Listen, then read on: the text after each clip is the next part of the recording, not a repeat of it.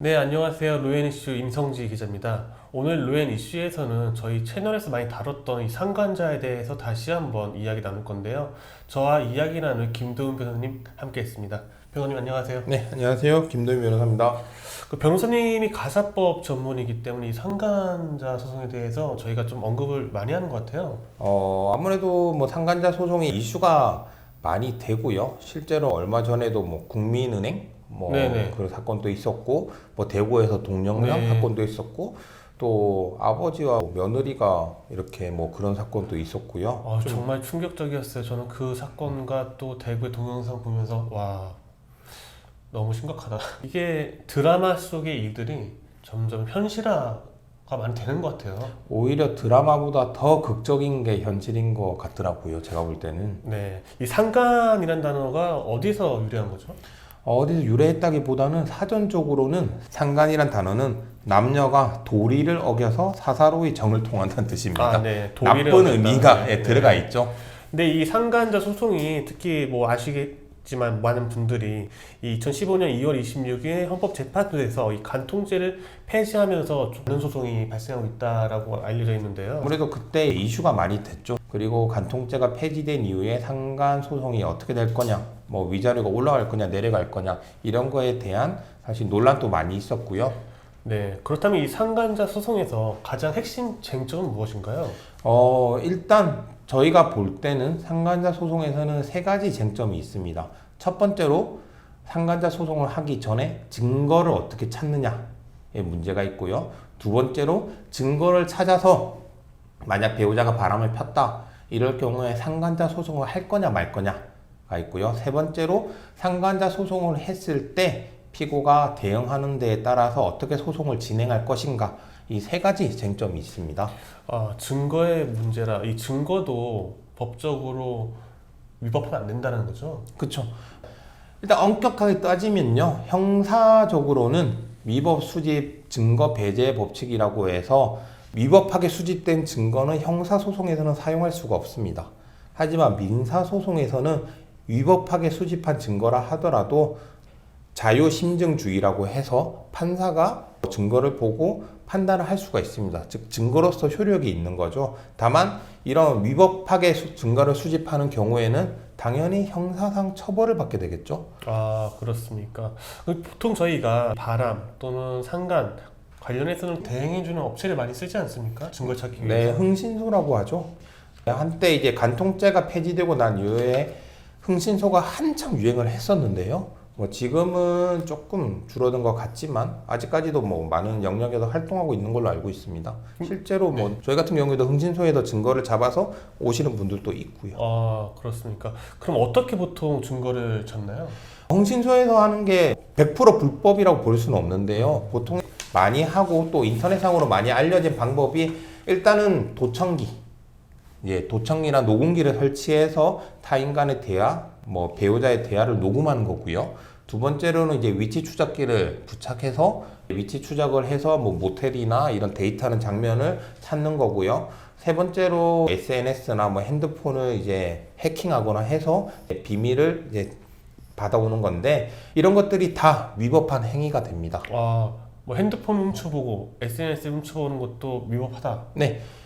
휴대폰이나 아니면 SNS 같은 거 해킹해서 아니면 비밀번호나 이런 것들을 알아내서 만약에 그 안에 들어있는 정보를 확인하게 된다면 정보통신망법 위반이 되고요. 이 경우에 5년 이하 징역, 5천만 원 이하 벌금에 처해지게 됩니다. 생각보다 이 처벌 수위가 높은데요.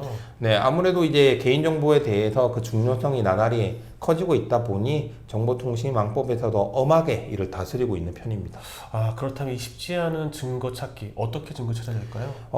일단 저희가 말씀드리는 건 미행하는 것 이건 불법은 아닙니다. 이게 모양이 좋아 보이지는 않을 수 있지만 일단 배우자를 뒤에서 쫓아가는 거는 불법이 아니고요. 이제 그렇게 해서 쫓아다니다가 배우자가 상간자를 만나서 모텔이든 아니면 어느 카페든 이렇게 들어간다. 그러면 일단 사진을 찍어 두시는 게 좋고요. 사진을 찍는다? 네, 사진을 찍는 것까지는 일단 불법은 아니거든요. 물론 나중에 초상권 침해나 이런 민사적인 문제가 생길 수는 있지만 일단 형사적으로 불법은 아니고요. 그리고 만약에 모텔을 출입했다. 예를 들어 모텔을 갔다고 하면은 그 모텔의 상호, 뭐 출입 일시, 등을 이제 특정을 해서 그걸 가지고 빨리 법원에 가셔서 증거 보전 신청을 하시면 됩니다. 이 증거를 훼손하지 못하게 하는 절차인가요? 네, 아무래도 그 모텔에 출입했다는 부분을 확인하려면 CCTV가 가장 좋은 증거인데요. 보통 CCTV는 짧으면 1주, 길어봤자 한 달을 보존 기간이 넘지가 않거든요. 그렇기 때문에 빨리 확보를 해야 되는데 당사자가 가서 뭐 모텔 사장님께 주세요 하면 당연히 주지 않죠. 그러다 보니 법원을 통해서 증거 보전 신청 절차를 통해서 이제 CCTV를 확보하시는 게 중요합니다. 근데 이 상간자 소송이 물론 확실한 증거가 있다면 네. 가능하겠지만 초기에는 추측에 의한 거잖아요. 어쨌든 그렇죠. 보면 네. 그렇다면 이 상간자 소송에 있어서 소송을 무조건 해야 되는지 그 부분도 좀 궁금하네요. 이제 그 부분을 고민을 좀 해보셔야 되는데요.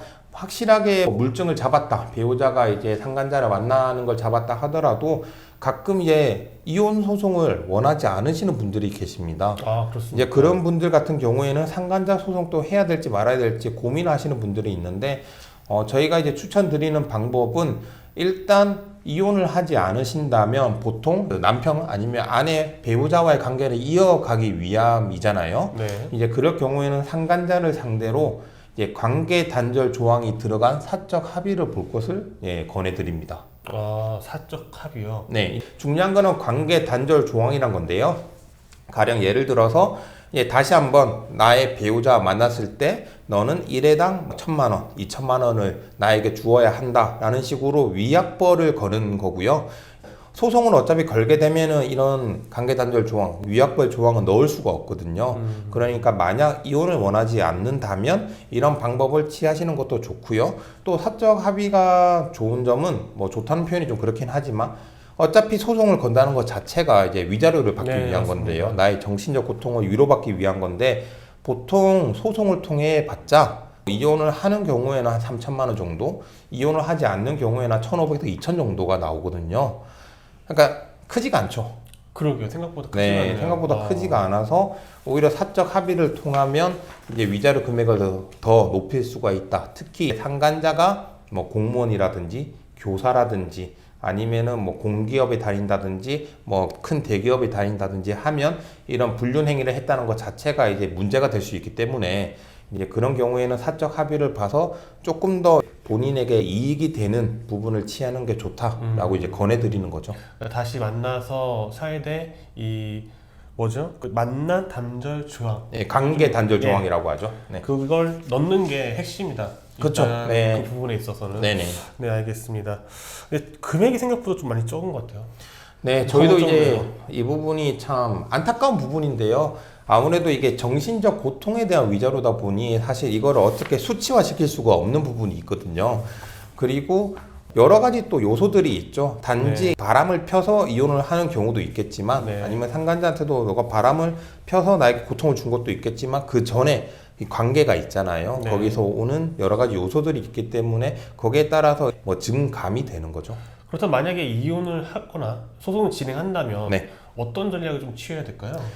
일단 상간자 소송을 일단 진행하게 되면 사실 피고, 그러니까 상간자 입장에서 주장하는 게 4가지 정도가 있습니다. 네. 이제 첫 번째는 나는 바람을 피지 않았다 라는 주장이 있고요.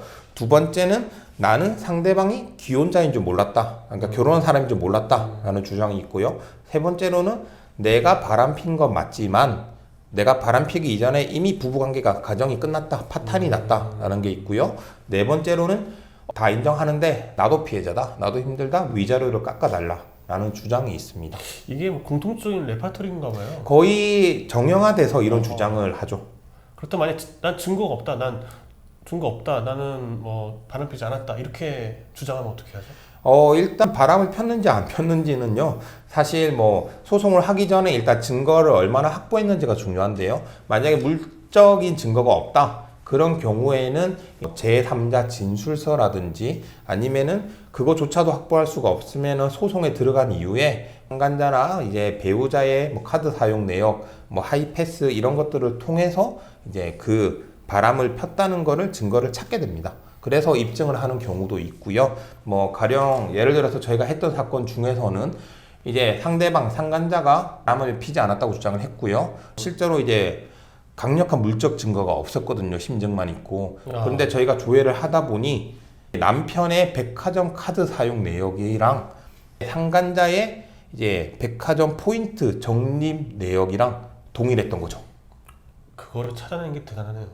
네, 저희도 뭐 하다 보니까 이렇게 찾게 됐는데 이제 그런 식으로도 찾을 수가 있는 거죠. 그래서 어느 정도 재판부에 바람을 폈다는 의심을 주면은 네, 그게 가능하니까요. 그렇다면 나는 이 사람이 기혼자일지 몰랐다 이렇게 많이 할 것 같아요.